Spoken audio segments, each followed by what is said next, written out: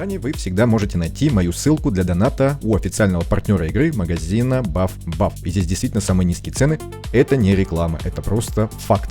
Задонатив через мою ссылку, вы поддерживаете канал. Я вам за это премного благодарен. Всем здравствуйте. Мы находимся на тестовом сервере. Мы здесь для того, чтобы помучить вот этот вот сборный баннер, он же призыв желаний. Но на этот раз мы это сделаем не просто так, а с некоторым планированием и размышлениями. А все потому, что у нас будет целых 2 призыва желаний, то есть сборных баннера, то есть в конце сезона этого 7-го и в начале 8-го сезона. Кто не знаком с принципом работы этого баннера, либо подзабыл, я вам напомню, вставлю отрезок из другого видео, в котором я уже это объяснял вроде бы подробно. Если вам это не нужно, промотайте по тайм-коду. Итак, сборный баннер — это отличная возможность для того, чтобы добрать ключевых эксклюзивных героев, либо пробуждение к ним. Также это отличный способ получить редкого легендарного героя поддержки, не эксклюзивного, а именно редкого. Ну типа вот Филоси, там Эстайон и вот таких вот. Плюс ко всему, это еще отличная возможность собрать школу, либо добрать кого-то из тех героев, которых в ней не хватает. Как этот баннер работает? Во-первых, сразу скажу, что вот эти вот циферки, где мы будем выбирать героев, они никак не влияют на счетчик гарант до эксклюзивного героя. То есть у нас на 100-й призыв не исключено, что у нас упадет с самого баннера легендарный герой. Ну, пускай там любой, то есть может быть и эксклюзивный. Плюс ко всему мы бонусом заберем еще того, которого мы здесь вот выбрали за бонусом за 100-й призыв. То есть вот эти вот слоты, которые здесь мы заполняем героями, которых хотим, это у нас бонусы. Бонусы, грубо говоря, за потраченные призывы в этот баннер. Когда мы тратим 100 призывов, мы получаем вот этот бонус, независимо от того, что упало, как упало, где упало.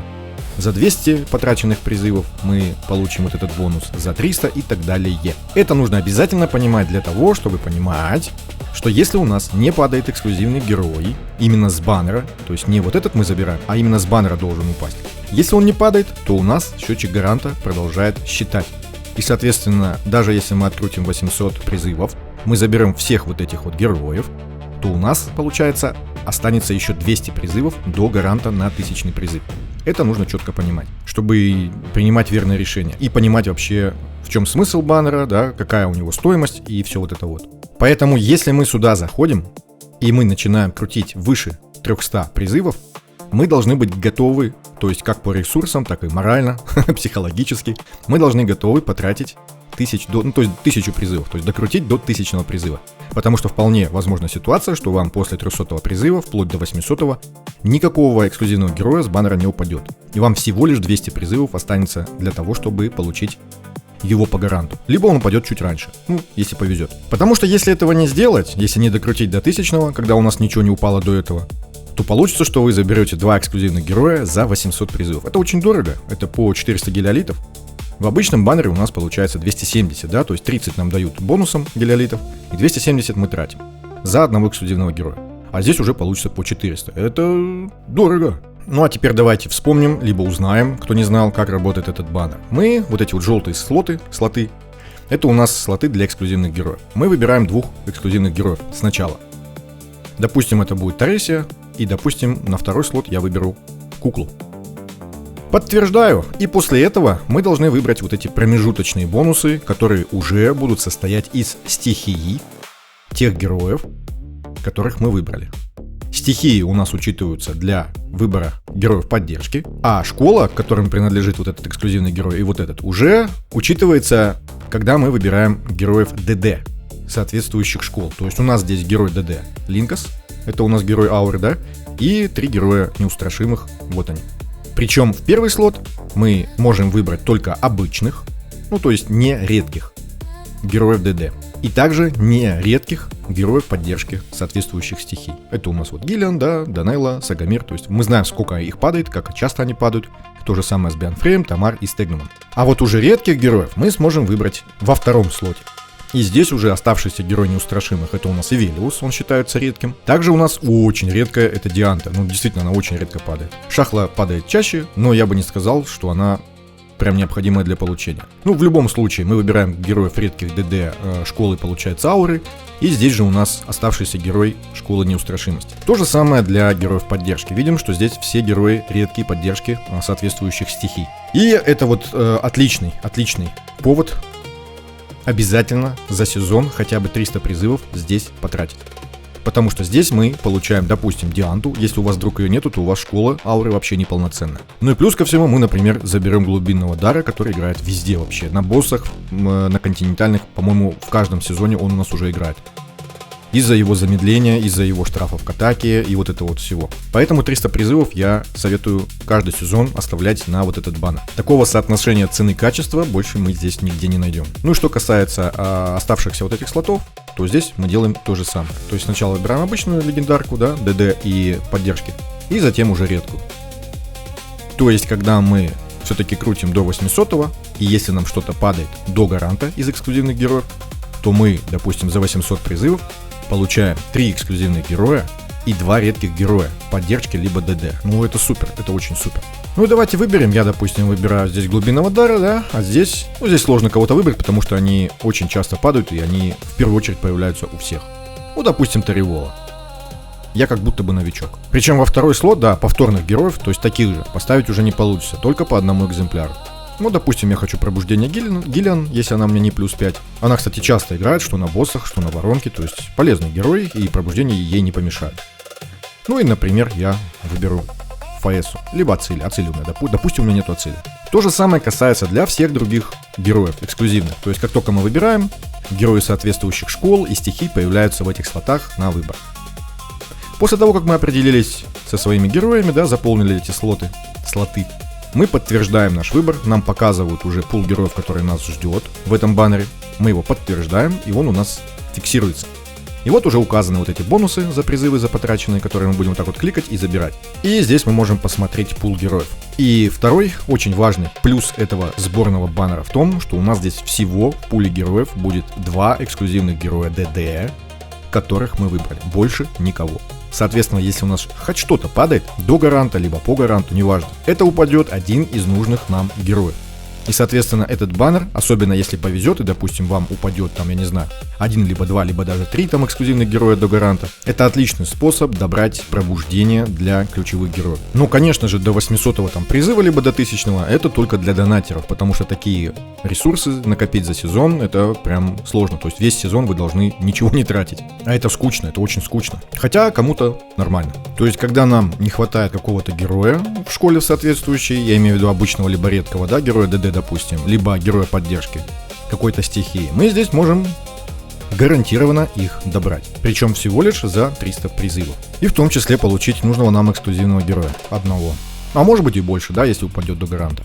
И на этот раз я составил небольшой список приоритетов. Это не какой-то там тир-лист, хотя можно назвать его и так. Но вообще это список приоритетов, но с оговоркой, что такой, как вижу я. То есть это мое личное мнение, я никому его не навязываю. И, во-первых, я здесь сделал список редких героев, я их разделил пробелом, и обычных героев поддержки. Кто у нас самый полезный? Менее полезный, редко полезный и вообще бесполезный. Потому что героев много, и не все ориентируются среди них. Самый полезный у нас здесь список — это те герои, которых мы используем постоянно. И глубинный дар, допустим, на последних континентальных испытаниях, в этом сезоне, по-моему, и в прошлом сезоне тоже используется очень неплохо, то есть в командах на замедлении. Эстайон здесь только потому, что она может максимизировать урон. Но мне очень не нравятся команды с ее участием, потому что там постоянно проблемы с подбором снаряжения и постоянно проблема с выживаемостью. Но она здесь, потому что весь сезон у нас команда Ауры, допустим, на той же воронке, с Эстайон выдает максимальный результат. Фаэса у нас хоть и по большей части аренный персонаж, но на боссах она тоже часто используется и достаточно полезная. Ну и, соответственно, Ацилия, Филосия, да, Синарел. Филосия не имеет лечения, но при этом снижение урона у нее там есть, и щиты частые, толстые, поэтому она очень хороший щитовик. Синарел, понятно, Ацилия, да, тут Роуз, Финя, это все наши самые полезные, на мой взгляд, персонажи. Причем редкие герои поддержки. Нередкие, самые полезные и часто используемые, вот они, да. Я думаю, что большинство игроков с ними уже знакомо. Про них тут сказать нечего. Полезными я тут выделил Зеффи, она вроде бы очень сильная, да, у нее там неуязвимость, у нее там щиты и еще много чего, но судя по тому, как мы ее используем, она достаточно редко в последнее время находит место в командах. То же самое для Квизити, да, она на арене себя неплохо показывает, в бездне, допустим, при прохождении очень неплохо себя показывает, ну и все, пока что все. Сивалла у нас вроде бы сильный персонаж, есть лечение, но специфичный, поэтому она просто полезна. Если у нас есть герои вот с этого списка, то чаще всего, да, вот ей место нигде не находится. Ну, Репикас у нас ситуативный, хотя очень довольно-таки полезный, поэтому он здесь. Ну, а Джорна, я думаю, что все уже знают с его ускорением. Редко используемый, да, здесь Гарика с Халерамаром, я их сюда кинул, потому что, ну, на самом деле, я их максимум, где вижу, так это на арене, больше нигде. Ну, и на, опять же, той же бездне, иногда они нам нужны. В остальном они как-то вот покрываются пылью. По крайней мере, у меня. Я, как уже сказал, это мое личное мнение, я могу ошибаться, естественно. Стегоморфин, Аларик, Эргандер. Рашада у меня вообще еще нету, но у него явно полезные навыки, просто ему еще не создавали такую ситуацию, где бы он их смог применить наиболее эффективно. Поэтому эти все персонажи здесь. Они сильные, но ситуации, где они используются у нас, их пока что мало. То же самое справедливо и вот для этих героев. Афанасий вообще тут можно в конец списка, потому что он у нас играет только до тех пор, пока нету кого-то чуть-чуть хотя бы получше. Достаточно слабый танк и такой себе герой поддержки. Но да, использоваться может, поэтому он еще не в аутсайдерах. Люсьен, понятно, на арене, ну и Хульдарк ситуативный, опять же на боссах, часто где у нас через замедление команды он здесь используется. Тамар тоже ситуативная, поэтому она здесь. Полезный, но крайне редко. Так же, как и наш злосчастный Стегнум и грибочек наш, веселенький. С учетом того, что они падают очень часто, да, вместо гораздо более полезных героев, но они все равно остаются неплохими героями, когда для них есть условия. Ну и наши аутсайдеры. Ну и мне кажется, кстати, я несправедливо поставил сюда Гуленда. Он у нас, ну, крайне редко используемый, но он все еще достаточно сильный герой с хорошим набором навыков. Давайте поставим его все-таки сюда, в редко используемых. Теодомер у нас некогда был довольно-таки сильным, но сейчас ему нигде места не находится. Хоть с Финьей, хоть без нее. Ну и, кстати, вот, допустим, Данеллу, наверное, можно поставить сюда, как и Виктора. Все-таки они не аутсайдеры, они действительно очень редко используемые, но все-таки Данеллу мы использовали, помню, на каком-то боссе, в команде, по-моему, сбора. И Виктор, он вполне неплохой герой, единственное, что место ему пока что не находится. А вот это вот действительно аутсайдеры, довольно-таки специфичные. Я не знаю, как у вас там Лискар энергию жрет и на арене там спасает, не знаю. В наших командах я его нигде не видел. Максимум там на арене клинков что-то в начальных этапах может сделать, но в общем они вот здесь вот. Персей вроде бы тоже, он, кстати, в свое время был очень сильным героем, так как для него были условия, но сейчас ему как бы нигде места нету. Он так себе танк и так себе герой поддержки. Малок, кстати, тоже неплохой герой, но ему место у нас все еще нигде не находится. Его можно было поставить сюда, если бы я хотя бы раз его использовал. Ни разу вообще. Может быть, это вопросы ко мне, не знаю. В общем, для меня в список приоритетов и полезности выглядит вот так вот.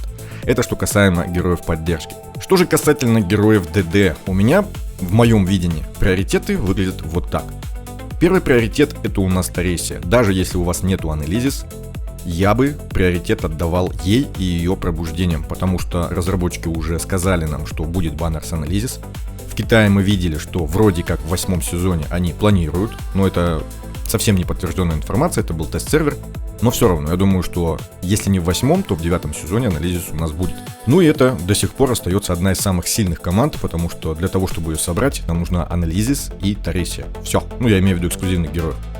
И это уже замечательная команда, когда она становится плюс 2, а если еще и плюс 5, ну это просто капец, что происходит. Также, учитывая ограниченное время, да, когда у нас Анелизис будет доступна, и частота, с которой она появляется, и не факт, что вот в третий раз она уже появится у нас, да, скорее всего ее добавят в пул героев в баннер, и выбить ее будет довольно-таки сложно. Я бы баннер, когда появится, на нее бы отдал, ну, минимум 300 призывов.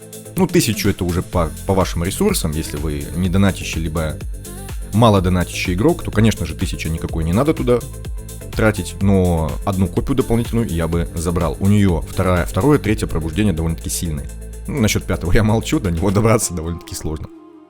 А уже после них приоритет, если у вас еще нету Серпентемис, вы, допустим, новый игрок, я бы забрал ее, потому что одна копия — это уже готовая команда. Ну и, соответственно, если она у вас уже есть, если вы хотите усилить команду, можно забрать Ловкача, желательно с артефактом, потому что без артефакта там особой разницы нету, что есть он, что нету его.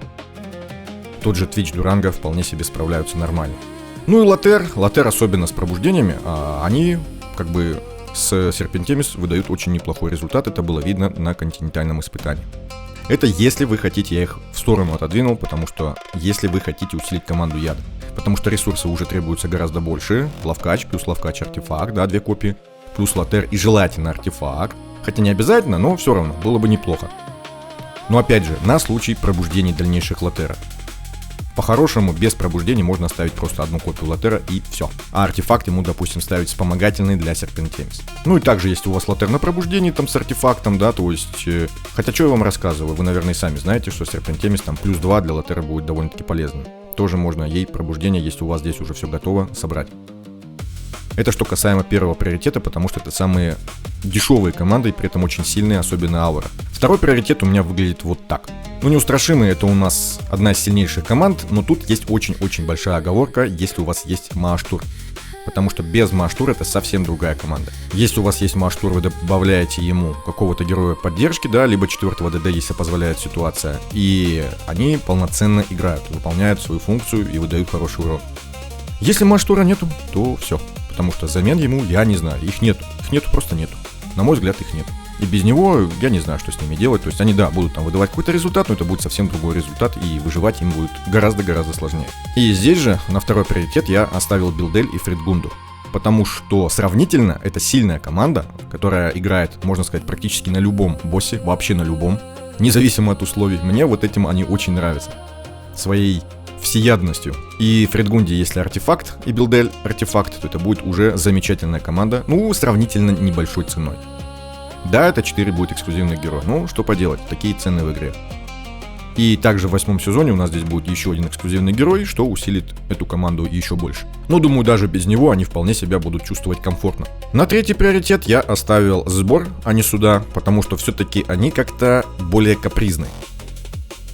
Очень зависят от усилений и очень зависят от количества героев в команде и особенно наличия Глэдис. И также у них там есть постоянные проблемы с разломом, то есть я поэтому их здесь поставил на 3-е место. Но команда довольно-таки сильная. И здесь для работы уже достаточно наличия Монолисы и Глэдис, даже без артефакта. Лучше, конечно, с артефактом будет, но без тоже хорошо. И это довольно-таки дешево получается, да, всего 2 эксклюзивных героя. То есть здесь вот как минимум 1 артефакт, он прям обязателен, 2-й очень желателен. А здесь у нас получается подешевле. Так что вполне возможно, даже, может быть, надо было сюда их переместить. Но опять же, из-за капризности я все-таки их оставил здесь. Что значит капризность? Вот, допустим, взять континентальное испытание 7-го сезона. Я пытался их настроить на того же Виктора. Либо там на Ирмуша. Они умирали, даже с Линой +1. Умирали, они не тянут. У них, ну, как-то состав получается такой, который не подходит. При этом Билдель с Фредгундой справлялись гораздо лучше. Команда Рука с Эцидис я тоже здесь поставил, потому что они все-таки специфичны. Но при этом на тех же континентальных, либо на финальном боссе, в зависимости от вашего состава аккаунта, да, какие у вас герои есть, они вполне себе могут неплохой результат выдавать. Тем более, уже скоро, как мне кажется, да, возможно, что в 9-м сезоне для Эцидис сделают артефакт. И тут ценой 3 эксклюзивных героев мы уже получаем вполне себе такую нормальную команду. Но опять же специфичную. Пайкстон здесь тоже, потому что мы пока что не знаем, что у нас будет с горением после правки талантов, как они будут выглядеть. Но Пайкстон, да, это тоже хороший вариант. Правда, я его рассматриваю как 3-й, да, он подешевле, чем, допустим, вот вариант с ледяным взрывом. Но все-таки они как-то лично для меня кажутся более специфичными и пока что из-за балансировки талантов неоднозначными. Плюс ко всему там новый эксклюзивный герой будет, и как они себя покажут, посмотрим. В любом случае, это будет, мне кажется, неплохой состав. Так же, как, допустим, сбор там, либо вот разъедание. Так как у нас надо будет 2 эксклюзивных героя. Пайкстон и новая волчица.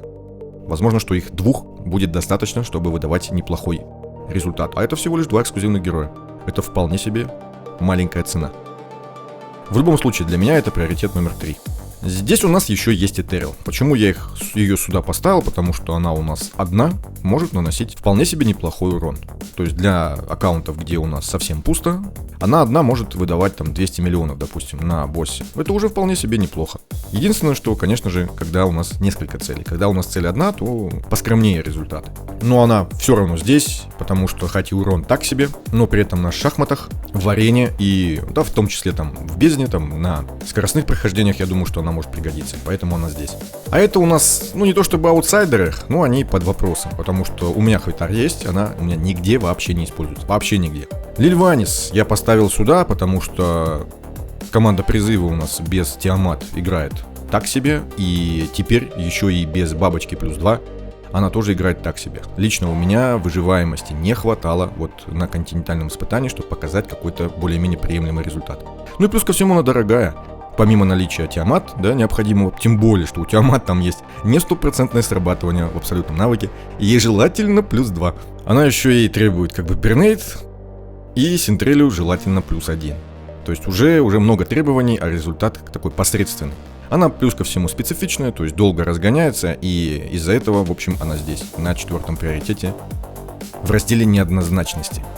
Саверио у нас играет в шахматах, играет на арене, тем более ему дают артефакт в следующем сезоне, и скорее всего, он будет наносить урон не хуже, чем Этериал. Но это уже 2 эксклюзивных героя, кстати, наверное, я его незаслуженно сюда поставил.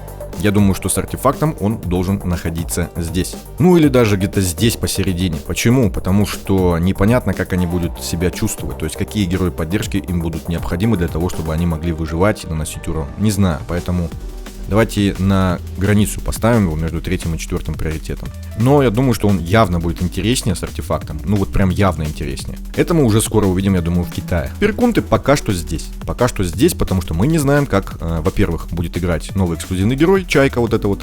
Плюс ко всему мы не знаем требования к команде, то есть для хороших результатов нужна будет Аврора, скорее всего, да, и скорее всего ей нужен будет артефакт. Плюс ко всему Перкунт артефакт, то есть и поэтому они здесь. То есть дорогая команда, и плюс ко всему результаты пока что непонятны, что нам ждать от них. После этой балансировки, после нового эксклюзивного героя, который появится. Посмотрим, пока что по приоритетам они у меня здесь. Ну и с героями ДД все. Ну а теперь давайте потренируемся. Проведем, так сказать, репетицию перед глобальным появлением сборного баннера, он же призыв желаний. У меня на аккаунте, на моем основном, приоритет будет, конечно же, на Таресию. Она у меня плюс 3 на данный момент, мне нужно плюс 5 обязательно. И Кульвида, потому что у меня основная команда неустрашимых. У меня есть Мааштур, тем более с пробуждениями. Я буду Кульвиду делать на плюс 5 в итоге. Поэтому мой выбор будет выглядеть вот так. При этом обычные герои ДД и поддержки у меня уже все на плюс 5. Я не знаю, кого здесь ставить. Давайте Гелен, она здесь самая такая нейтральная. Второй вариант. А здесь уже зависит сильно от вашего аккаунта. Мне очень не хватает глубинного дара, который у меня сейчас на плюс 3. И, как мы видели на континентальном испытании, плюс 5, там разница по урону просто огромная, так как у него сбивание энергии становится прям невероятным. Поэтому я в первую очередь ставлю его сюда. На второй выбор я ставлю нашего дружочка-пирожочка морковного Сагамира, потому что он прикольный чувак, а они уже все достали. И на второго редкого героя я поставлю Фаэсу. У меня мало пробуждения на нее, там что-то плюс 2, по-моему, поэтому пускай она будет здесь. Ацилия у меня плюс 5, Роуз плюс 4, то есть и Зефи у меня плюс 5, поэтому оставляю как есть. У меня Дианта плюс 4, но я думаю, что как-нибудь без этого обойдусь. Фаэса все-таки чаще используется, чем 5-е пробуждение дает прирост какого-то. Вот такой вариант у меня будет на глобальном сервере. И давайте подтверждаем и посмотрим, что у нас будет при призыве до 300 и, соответственно, если мы будем крутить до 800. Я буду крутить на глобальном сервере до 800. Не буду растягивать видео, буду просто показывать вам только выпадение легендарных героев. Офигеть! Вот бы мне так на глобальном. Это 50-й призыв. Ой, уже Таресия, здравствуйте. Учитывайте, что у нее рано или поздно появится артефакт, то есть если она у вас даже будет лишняя копия, то после плюс 5 еще одну дополнительную выбейте. Ничего страшного, потом потратите на артефакт. 70-й призыв, Гелен. Да что вы делаете такое? 130-й призыв, Кульвида. Я хочу такое открытие. Все, где расписаться? Да, беру, давайте. 10 копий Кульвида, 10 копий Таресии. Всех заберу, давайте. Вот про это я говорю, что в этом баннере есть шанс довольно-таки неплохой, быстренько пробуждение собрать. Классно. 170-й Таривол, 230-й Небесный Аскет. Да что происходит? Класс, классно. Если бы мне так упало, я был бы рад. 300-й призыв Кульвида, вы посмотрите, красота. О, еще и дубль, Шахла. Вот так вот вполне себе возможно. И плюс ко всему, да, у нас 3 эксклюзивных героя за 300 призывов. И еще одного забираем здесь. И забираем еще и глубинный дар. Как же это было бы шикарно. Что ж, давайте смотреть, что упадет уже дальше до 800-го. 310-й Бианфрей, 380-й Сагамир и Небесный Аскет дубль. Ничего себе, 450-й глубинный дар, то есть уже получается 2 копии. Я бы его сделал на плюс 5 у себя. 520-й Гиллиан, 550-й Судха, 620-й Сагамир, 660 Стегнум, 730 Роуз, 800 Элип. И вот так вот 800 призывов, то есть 500 сверху и ни одной дополнительной копии. Поэтому после 300 крутить это вот чисто на ваш страх и риск. До 300 получается в любом случае выгодно, даже если ни одна копия не упадет, так как у нас здесь редкий герой. Так что, как в принципе все и говорят, и это так и есть, да, до 300 желательно, прям желательно выкрутить. После это уже риск. Риск получить одну копию за 500 призывов. И давайте уже докрутим до 1000. 830 Данелла, 860 Тамар, 880 Бианфрей, 950 Гилян и 1020 Тривол. То есть не повезло. Если до 300 падает эксклюзивный герой, да, то уже надеяться после 300 не на что. Ну и плюс ко всему, счетчик гаранта уже получается смещен, да, и следующий гарант у меня будет, по-моему, на 1300 призыв.